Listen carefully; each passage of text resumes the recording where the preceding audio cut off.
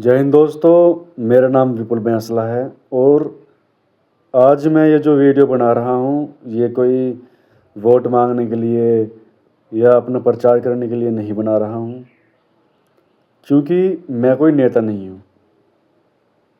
मैं भी एक आम सा किसान परिवार से एक आम सा लड़का हूँ जो काफ़ी समय से एक नौकरी के लिए तैयारी कर रहा है कि उसको एक सरकारी नौकरी मिल जाए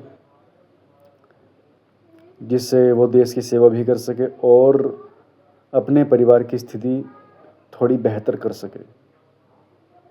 और ऐसे ही हजारों नहीं लाखों करोड़ों युवा ऐसे हैं। मैं इस पूरे देश की बात कर रहा हूँ, एक उत्तर प्रदेश की नहीं, इस पूरे देश की बात कर रहा हूँ कि लाखों करोड़ों युवा ऐसे हैं जो सिर्फ एक नौकरी के भरोसे हैं कि कैसी उनको एक नौकरी मिल जाए और वो अपने परिवार की स्थिति को बेहतर कर सके। उसके लिए वो सालों साल तक पढ़ाई करते हैं, दिन रात अपनी आंखें फोड़ देते हैं पढ़ते पढ़ते, ठीक है। उसके बाद जो फिज़िकल की तैयारी करने के लिए ग्राउंड में मैं अभी देखता हूँ कि जैसे दिल्ली पुलिस के लिए अभी भी हमारे मोदी नगर के जो गांधी ग्राउंड है वहाँ पर और मेरे गांव के इधर जो सड़कें हैं, गर्मी इतनी हो रही है लेकिन मैं देखता हूँ कि सुबह शाम अभी भी जो लड़के और लड़कियां दोनों भाई पसीना बहा देते हैं अपना, अभी भी मेहनत कर रहे हैं लोग बाग।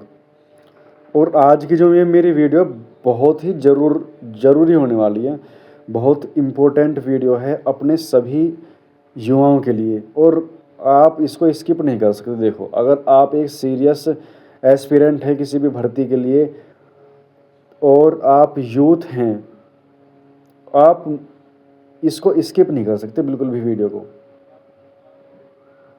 क्योंकि आज जो मैं बात करने वाला हूँ वो हमारे और आपके भविष्य के लिए बहुत ही महत्वपूर्ण बात है जो आपको हमें समझनी होगी और हमें उस पर अमल करना होगा।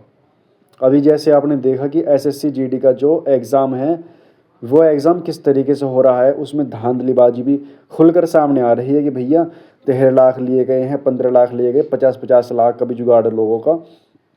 उसके बाद 500 लैब एक आदमी के अंडर में हैं, 100 लैब पर धांधलीबाजी पकड़ी गई हैं, ठीक है। और कम से कम 5-7 जगह ऐसी भी है जहाँ पर व्यवस्था ही नहीं है। अब सोचो तुम, इतना बड़ा देश है, वैसे हमारे जो नेता हैं वो ये बोलते हैं कि हमारा देश अच्छी तरक्की कर रहा है, ये है वो है, विश्व गुरु वाली बात आ जाती है, लेकिन व्यवस्था नहीं हो पा रही। एक जीडी के एग्ज़ाम के लिए व्यवस्था नहीं करी जा रही, ऊपर से एग्ज़ाम सेंटर इतना दूर दूर भेज देते हैं। अब वो बेचारा पैसे भी पता नहीं कैसे कैसे अपने जोड़ पाता है, इतनी दूर दूर उनके सेंटर आ जाते हैं, 100 किलोमीटर तक सेंटर आ जाते हैं। बहुत से लोगों पर मैंने देखा है, उन पर बेचारों पर अपने किराए के लिए पैसे भी बहुत मुश्किल से हो पाते हैं। वहाँ उन्हें जाकर पता चलता है कि या तो एग्ज़ाम कैंसिल हो गया, बैठने की व्यवस्था नहीं है, ठीक है, या फिर धांधली हो गई। अब वो युवा कहाँ जाएगा? अब वो किसी पार्टी का झंडा पकड़कर नारे लगाएगा? क्या वो पहले वो विरोध करे, आवाज़ उठाए, फिर वो लाठी खा ले? लाठी पड़ेगी बच्चों को, ठीक है, फायदा होगा किसी भी अदर पार्टी को, आ जाएंगे वोट मांगने कि हमें वोट दे दो, हम तुम्हारा भर्ती करवा देंगे बढ़िया। सामने कौन आता है?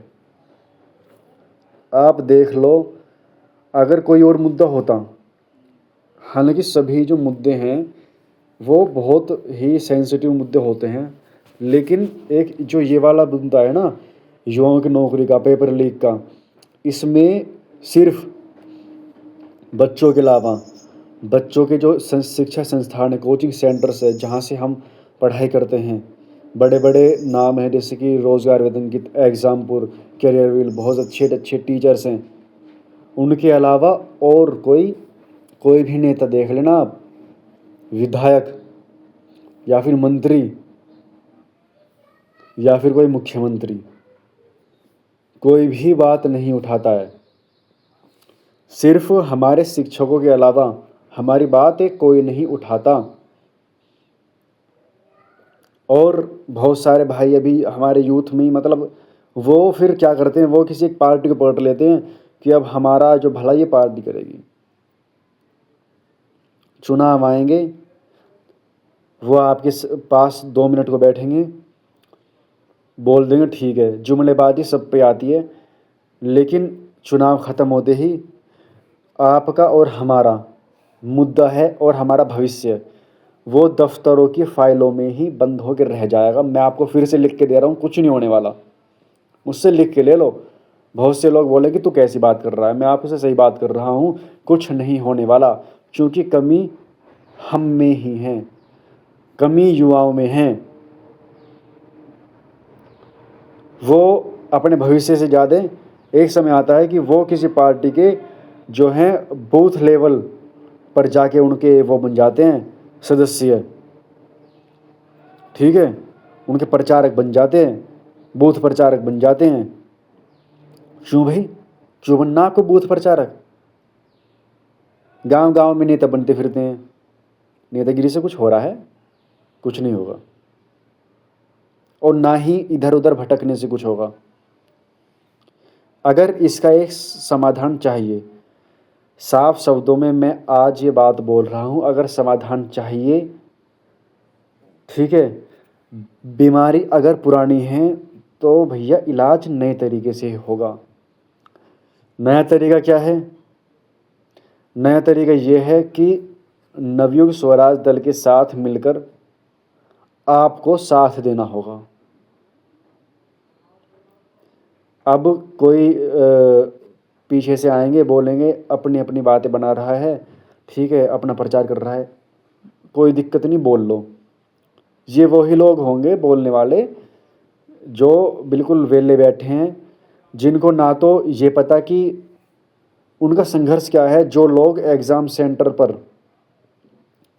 रात को पहुंच जाते हैं, अगर सुबह की शिफ्ट होती है, अगर किसी का फिजिकल है ना, मैंने फिजिकल दिया, मैंने 2-3 फिजिकल भी दिए हैं, ठीक है, मैंने देखा है भाई पूरी रात भर जो एस्पिरेंट होते हैं ना, वो जागते नहीं है, खाना नहीं खाते। पता क्यों? कि भागते वक्त उल्टी न हो जाए, पानी थोड़ा थोड़ा पानी पी पी कर गुजारा करते हैं कि हमारा नंबर आ जाए। ऐसे ऐसे देखे मैंने, ग्राउंड पर देखी हैं ये चीज़ें, खुद से बीती हुई, और दूसरों के अपने साथियों को दुख देख कर तब ये बात बोल रहा हूँ मैं, कोई हवाई बात नहीं है, ठीक है।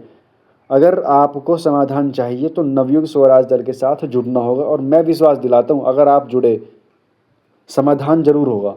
अगर एक बार यूनिटी बना ली, समाधान हो के रहेगा। मैं लिख के दे रहा हूँ, समाधान इस तरीके से ही होगा। अब आपके हाथ में है, या तो आप देखो भाई किसी पार्टी के प्रचारक बन जाओ, ठीक है, या फिर खुद अपनी पार्टी के साथ, अपने लोगों के साथ, यूथ के साथ मिलकर तब ये क्रांति करो। अगर रिवॉल्यूशन आप चाहते हो, बदलाव चाहते हो, ये करना होगा, ये ज़रूरी है, एक साथ आना होगा, नवयुग स्वराज दल के साथ आना होगा, तभी ये पॉसिबल है। अन्यथा आप देख लेना 2027 के चुनाव आ रहे हैं, अगर कुछ भी प्रभाव मिल जाए तो मेरा नाम बदल देना। जय हिंद, जय भारत।